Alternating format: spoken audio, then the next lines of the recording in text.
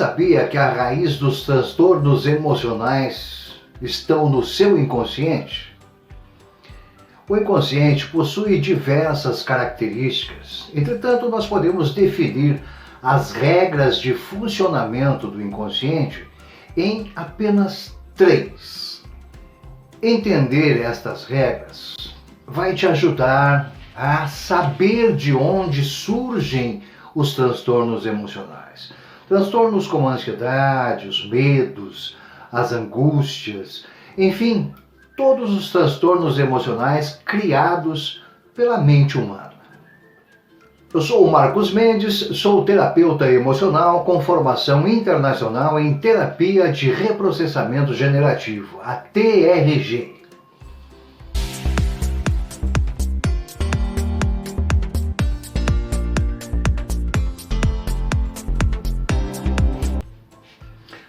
Muito bem, antes de falarmos sobre as regras de funcionamento do inconsciente, vamos tentar entender de forma simples o que é o inconsciente. Afinal de contas, o que é isso? Imagine uma grande biblioteca com as suas prateleiras assim abarrotadas de livros, livros de todos os gêneros, de todos os tipos, de todos os tamanhos. Imaginou? Pois bem, esta biblioteca é o nosso inconsciente. E cada livro que está ali armazenado em suas prateleiras é a história detalhada de um acontecimento de nossa vida. Ou seja, o inconsciente é a somatória dos registros de toda a nossa história.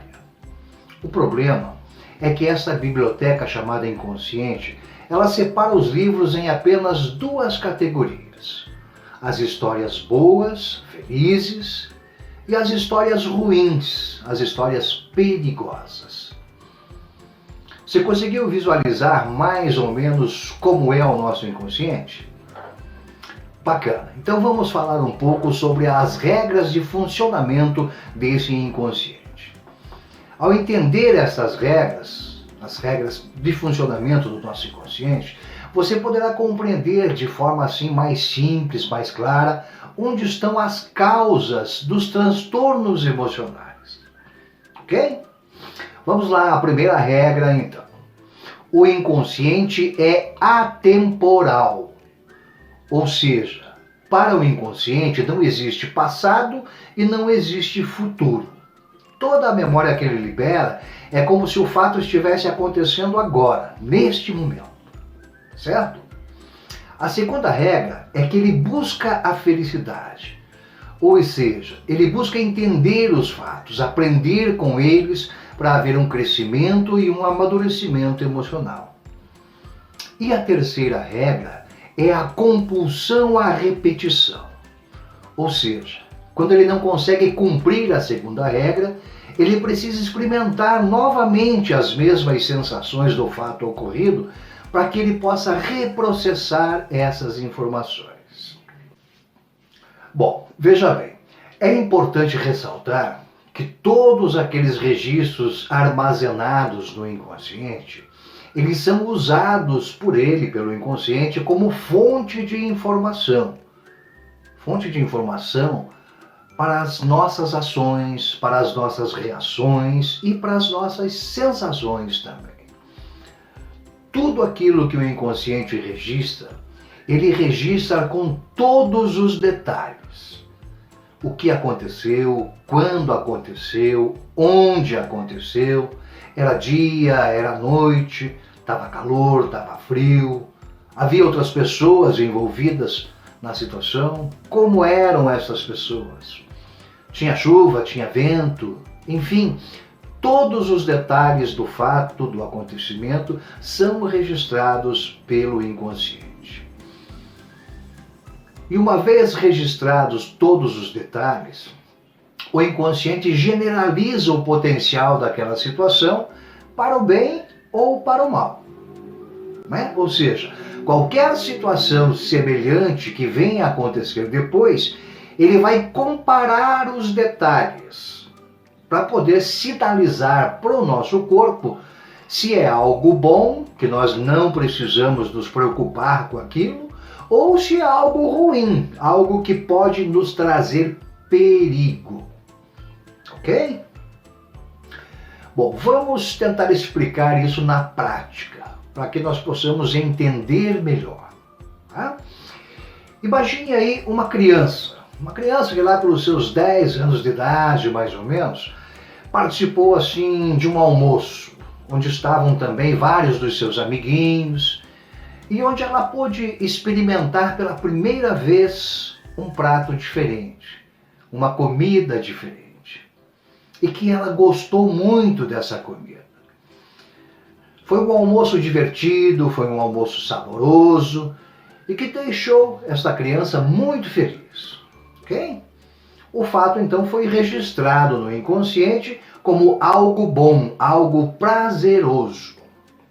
Daí para frente, sempre que essa criança, essa pessoa, se deparou com situações onde havia a presença de alguns amigos, ou que envolvia alguma comida saborosa, ela sentiu-se bem, ela sentiu-se com prazer da situação.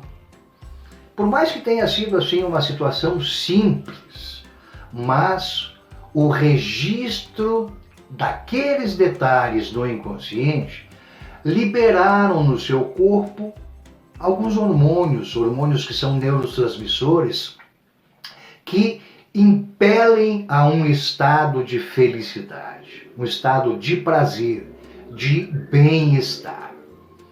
Aqui, o inconsciente cumpriu a primeira e a segunda regra de seu funcionamento. Tá certo? Ele encontrou a felicidade, ele entendeu o fato e em todas as oportunidades que houve fato similar, ele se fez atemporal, ou seja, a primeira regra.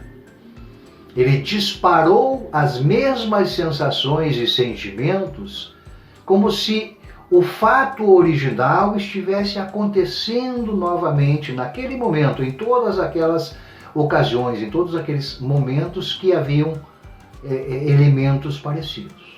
Tá certo?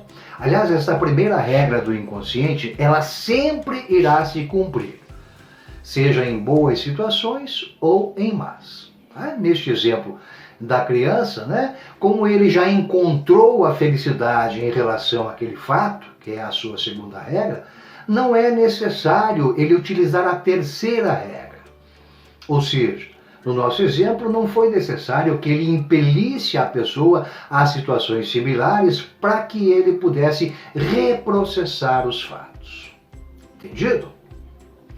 Imagine agora uma pessoa que lá por seus 15, 16 anos estava assim, caminhando por uma rua escura e quando de repente sofreu um assalto violento. Um assalto onde o agressor, digamos, era um homem alto, usava barba e além de roubar o seu dinheiro, ainda desferiu assim alguns socos no seu rosto. Certo? Fato registrado pelo inconsciente como ruim, como traumático, como perigoso. Ou seja, o inconsciente não encontrou a felicidade, não cumpriu a sua segunda regra. Ele não conseguiu assimilar um entendimento completo daquele evento e precisou manter o registro como sendo algo ruim, como sendo algo perigoso. A partir daí, ele vai buscar a terceira regra.